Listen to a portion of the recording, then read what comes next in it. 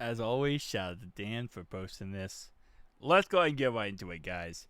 Top 5 observations from day 17 of training camp. Cordell Volson will miss the year with a shoulder injury. He was having a good camp, says Zach Taylor. He's one of those guys that you just appreciate embracing whatever role you put them in. And that is true. He was going ahead and moving over to center, and he was going to be a center moving forward, which we have a lot of depth at center, but it was one of those things where, hey, maybe that could be his new, job, maybe his new direction moving forward. Well, sadly, that's not going to be the case as he is now out for the season. So it is what it is at the end of the day. It sucks, but, so I'm just going to kind of go on from the new thing there. Which also sucks because all the guaranteed money he got as a bonus from like that one program from the NFL. Now that money was put into incentives, but now the incentives are going because he is no longer, playing. So he's not going to hit those incentive bonuses. So all that money he got for free, he's no longer going to get. The coverage by Logan Wilson was excellent, but the Joe Burrow to Jamar Chase throw and catch was even better. Listen, if you're in good coverage, that dude is going to put it where only his guy can get it, said Logan. Sometimes they make good plays, and that's part of it. I mean, yeah, like, it's pretty typical, though. Running back going against a linebacker. I mean, yeah, bro got cooked. Like, low-key, bro just got cooked. Like, that's just kind of how it is. Bro just got cooked. He got beat on a streak route, and that's a GG moment right there. That's an absolute GG moment. Yeah, no, he just got cooked. I don't even know if I put that 100% on, like, Joe Burrow putting the ball in perfect location. He beat him on a streak route. He just outran him. And Logan couldn't catch up with him.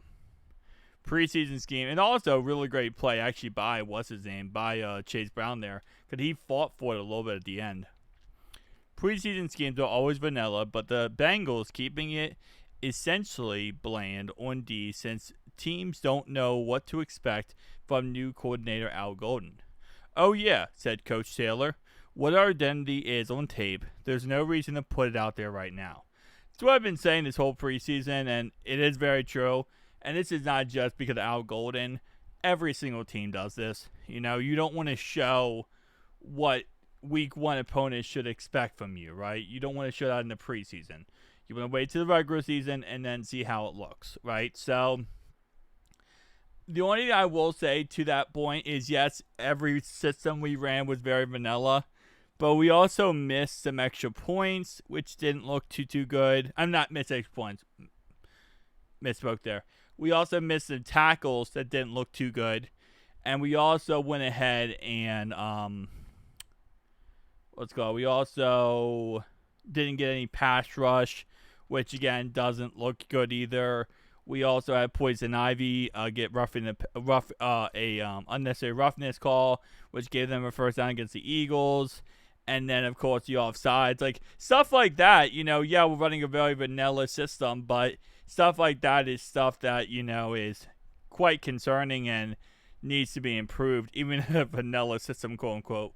It's not like it's going to, that kind of stuff is just, is still a problem. So even if we're running it in vanilla system, mistakes like that needs to be worked on and fixed. So, anyway, number 4. A great camp and preseason continues for Chuck Sizzle, who has 7 catches for 5 first downs and a touchdown in the first 2 preseason games. I'm definitely more confident, said Chuck. I've been healthy this camp, which is a big part of it. Yeah, that's usually what the thing is with Chuck, is just saying healthy, being able to not have any issues in that department. But for the most part, it's also a situation where he is a great punt returner. And he also is good at kick returning as well. And they want to go ahead and keep him for that one department. So if he does have injuries or setbacks, we don't have to lose him and then lose a kick or punt returner. So, but Jermaine Burton has looked really good in both departments. So we'll see. I know Brightwell has also looked really good in both departments as well. So if that's the case, then maybe we'll see a little bit more Chuck, my Sizzle, elsewhere as receiver. We'll see.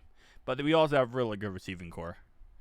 Jermaine Burton is receiver 4, and then Chuck's receiver 5, and then now Tinsley is receiver 6. So that's interesting.